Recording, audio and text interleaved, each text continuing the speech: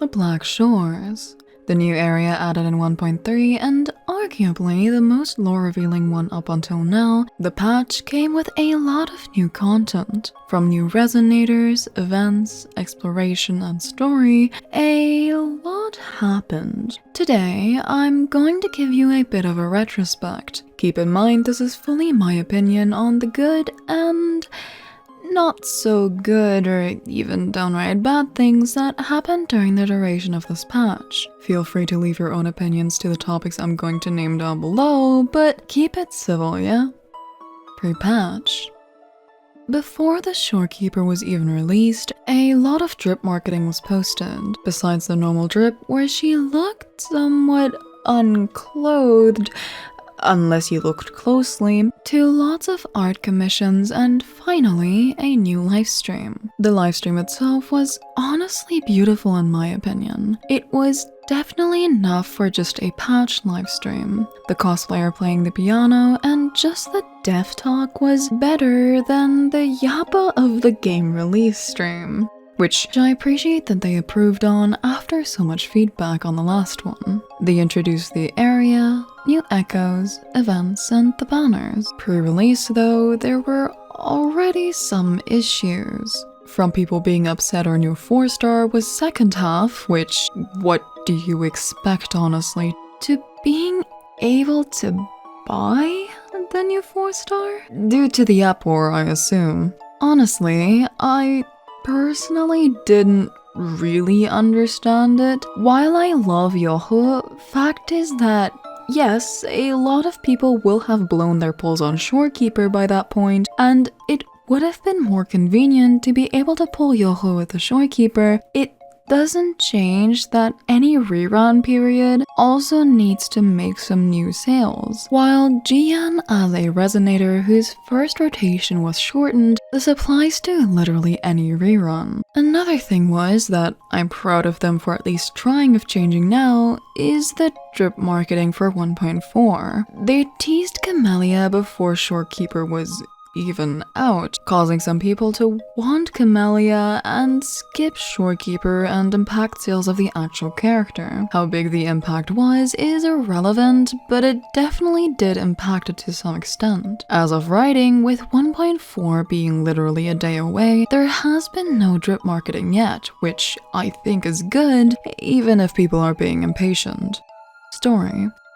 As a new area, the Black Shores obviously came with its own story. While some people, for some reason, think the story was another Everyone Loves Rover Glaze Fest, I personally didn't think so at all. In fact, the story made me cry multiple times, even when just editing the footage. I think due to other quests being that said Glaze Fest, it kind of undermines actually moving and good written story like this one. In addition, the story revealed a lot about Rover as well as brought us a character that, unlike us, remembered our past self. I would really love to see more of these kind of stories where the people around us are more the focus than the rovers themselves, but circles back around to us on the occasion. And while I'm not saying the current stories should have less attention to Rover, it does kind of feel like that even people that don't know them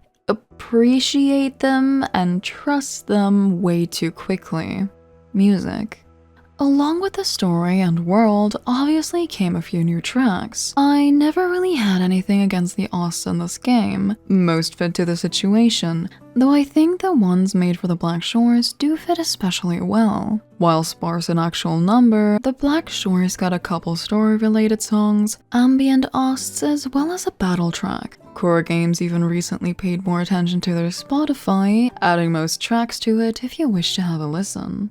While I get that for some areas the music feels a bit odd, like the ruined city of Port Gusu not having a track that feels like a ruined city, everything kind of fits for the Black Shores world. While my exploration itself may be a atrocious, to say the least. I really like the world building in this one. An island with a starry sea, meteor showers, and a sky made up of designs akin to constellations, the Black Shores really gives a calming aesthetic. While feeling a tad muted here and there, the general color scheme fits well together, and nothing looks out of place for an organization that's said to be a little more advanced than the rest of Tinshaw.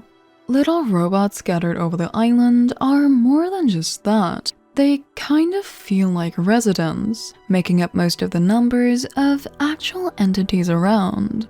The robots themselves are actually based off of KuroGames, an entity in PGR and also KuroGames' logo mascot. In the story itself, you can even find a little hidden reference to PGR. Besides all of that, something that felt odd to me or slightly immersion breaking is how we enter Tethys Deep. After clearing out a couple towers from corruption, a whole portal opens up on the Black Shores. While the platform for this hole was pre-designed, it just kind of looked odd to me. I know it's supposed to look ominous due to what was happening in the story when we entered it, and after the story, it isn't red anymore, but this might just be my own taste. I think that an elevator-like structure in their shared little greenhouse where the piano is would have fit better than just a hole of doom. Mind you that even NPCs have to go down there sometimes, so I don't think most people would like to jump through a hole and break their neck in a flower field.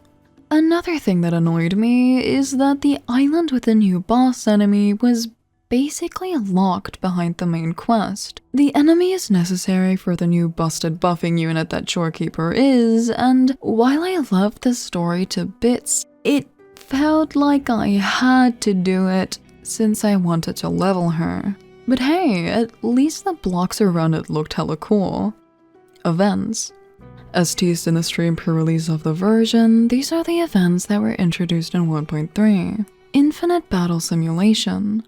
As the name says, you basically battle your way through stages and abuse buffs. And by abuse, I really mean abuse. Literally in stage 1, you get a buff to frost nuke everything. To be fair, I thought it was fun, though I feel like with these stage-based battle events, there's always something missing. I can't quite place my finger on what, but it just feels kind of grindy. At least we had hot NPCs leading it.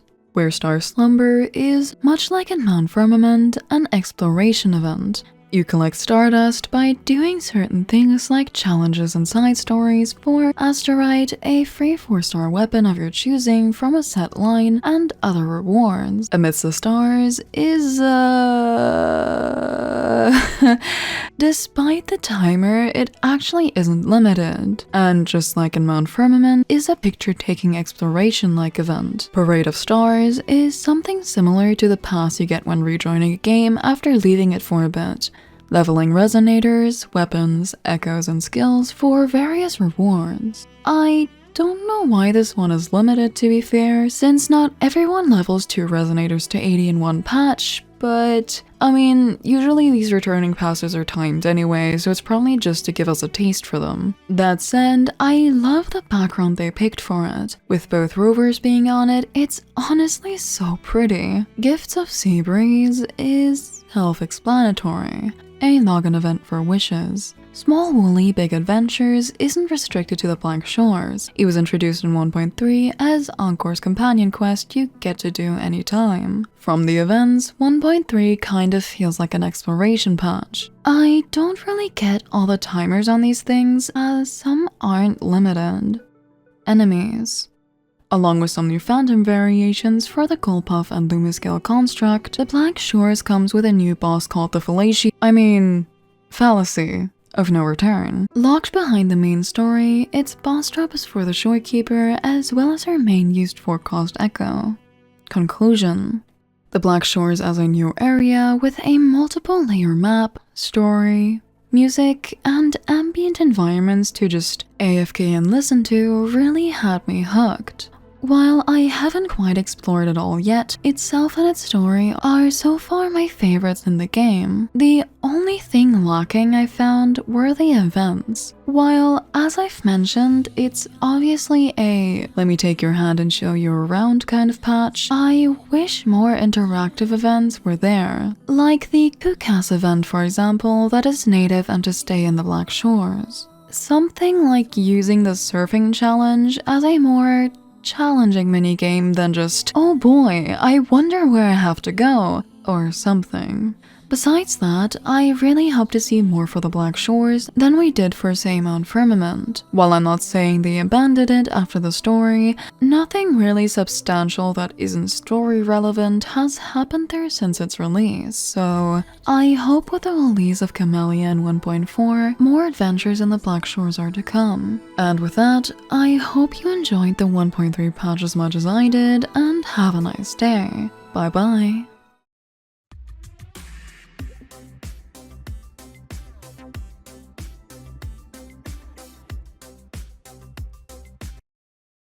You collect Starbust, but Starbust.